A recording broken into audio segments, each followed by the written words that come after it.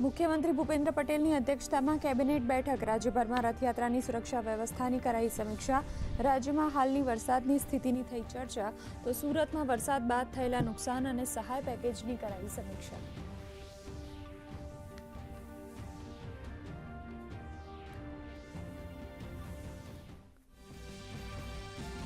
મુખ્યમંત્રી ભૂપેન્દ્ર પટેલનો આજે જન્મદિવસ. અડાલજ ત્રિમંદિર ખાતે કર્યા દર્શન.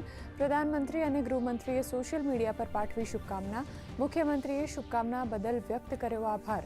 તો સીએમના જન્મદિવસ પર ગાંધીનગર શહેર ભાજપ દ્વારા સેવાકીય કાર્યક્રમોનું આયોજન.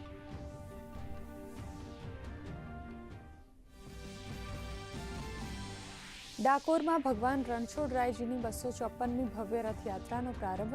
ચાંદીના રથમાં નગરચર્યાએ નીકળ્યા રણછોડરાય. રથયાત્રામાં મોટી સંખ્યામાં જોડાયા ભાવિકો.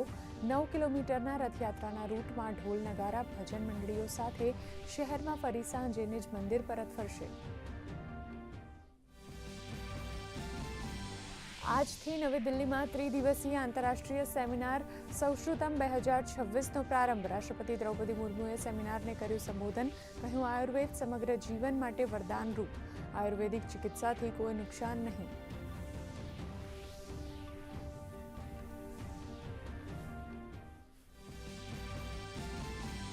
ભારત બ્રિટન વચ્ચે આજથી મુક્ત વેપાર કરાર લાગુ. બંને દેશો વચ્ચે વધશે વેપાર. ભારતના 99% ઉત્પાદનોને બ્રિટનમાં ડ્યુટી ફ્રી પ્રવેશ.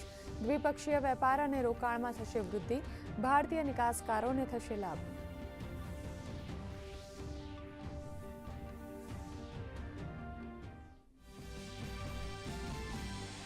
વધતા પશ્ચિમ એશિયા તણાવ વચ્ચે અમેરિકાની ઈરાનના પાવર પ્લાન્ટ પર હુમલાની ધમકી. હોર્મુઝની ફરી કરી નાકાબંધી. તો ઈરાને અન્ય તેલ એક્સપોર્ટ માર્ગને ટાર્ગેટ કરવાની આપી ચેતવણી.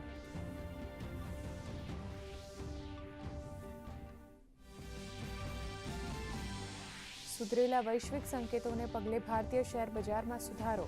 બીએસઈનો સેન્સેક્સ 410 પોઈન્ટ વધી 77,400, તો નિફ્ટી 24,100 નજીક કરી રહ્યા છે કારોબાર. બેંક, ઓટો શેરોમાં તેજી, તો આઈટી શેરોમાં નરમાશ. ક્રૂડ ઓઇલનો ભાવ પ્રતિ બેરલ $85 પાર. ડોલર સામે રૂપિયો 96.32ની સપાટીએ. રાજ્યમાં આજથી વરસાદની તીવ્રતામાં વધારો થવાનું હવામાન વિભાગનું અનુમાન. દક્ષિણ ગુજરાતમાં મેઘરાજાની એન્ટ્રી. સુરત, નવસારી, તાપીમાં વરસાદી ઝાપટા. સરદાર સરોવર ડેમની જળ સંગ્રહ ક્ષમતા 65.10%.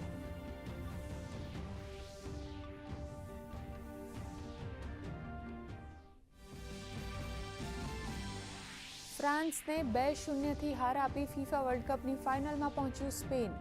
ઓયરઝાબેલ અને કોરોનાએ બનાવ્યા 1-1 ગોલ. તો આજે મધ્યરાત્રિએ આર્જેન્ટિના અને ઇંગ્લેન્ડ વચ્ચે બીજી સેમીફાઇનલ મેચ.